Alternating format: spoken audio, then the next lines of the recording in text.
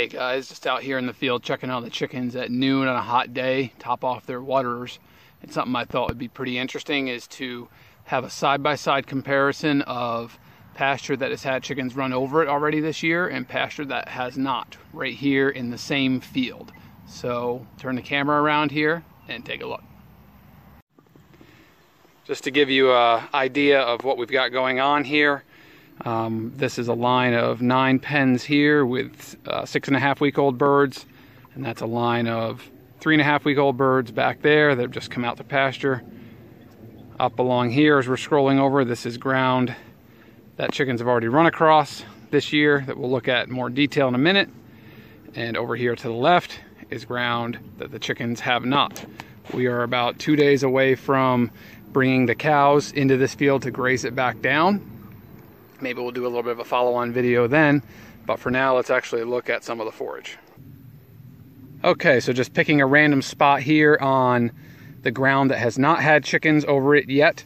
A couple observations right away. In contrast is a lot more of the orchard grass and fescue here has gone to seed, as opposed to the ground up there where the chickens have gone through. There's almost no seed heads visible. So you have the plants hitting a much quicker maturation as they're trying to get their seeds out. Looking down at the ground itself, I'm not sure how much of this will translate to the video very well, but by moving this around, we can see the ground underneath. It's decently shaded, but you can look through the leaf canopy and see the ground. We'll walk over here just a little bit. These are unsprayed, untreated pastures with just your kind of random population of weed species and perennials, kind of native to Virginia. We've got some spots that are a little bit thicker here, some spots that are a little bit thinner, some white clovers. No red clovers in this field though.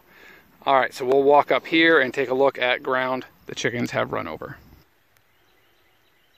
So again, I'm not sure how much of this will translate well to the video, but if you were standing here in the field with me, you could see the marked contrast here.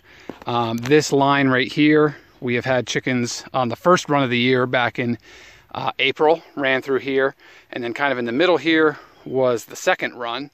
And so there's a little bit difference in the height of the grass between these two locations, but they both were grazed at the same time. So looking down at the ground here, where we have had chickens through already, one thing you can notice is a much higher population of Johnson grass that is not present in the area where the chickens have not been yet. Pretty much the same topography of the field. We might be a little bit higher here as we roll up the ridge. Looking at the ground, we can see that there is no areas where we can see all the way through the dirt. And actually, as we're walking through this grass, you can tell it's a lot more difficult just to walk than the amount of forage grabbing at your feet. So if we come down here, the grass has flopped over on its own weight. And we can get down to the dirt here, and the grass down at this bottom level is actually still wet from the dew this morning, and the ground is noticeably cooler. I would estimate just with the grazer's eye or by feel, there's at least twice as much forage up here as there is down there.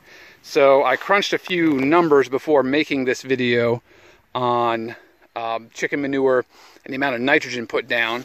If you are running the standard Salatin style pen, with one pass, it'll give you a stocking density of about 500 birds per acre per year, and that equates out to a little over 2,000 pounds of manure per acre that's being put down, which equates to about 20 pounds of nitrogen per acre, and then smaller amounts of your other nutrients. So interesting to see the quick kick that gives our fields. Now, of course, we've seen this happen in other fields on our farm, but this one is a great example in that it has not had poultry on it for, I think, at least 4 years.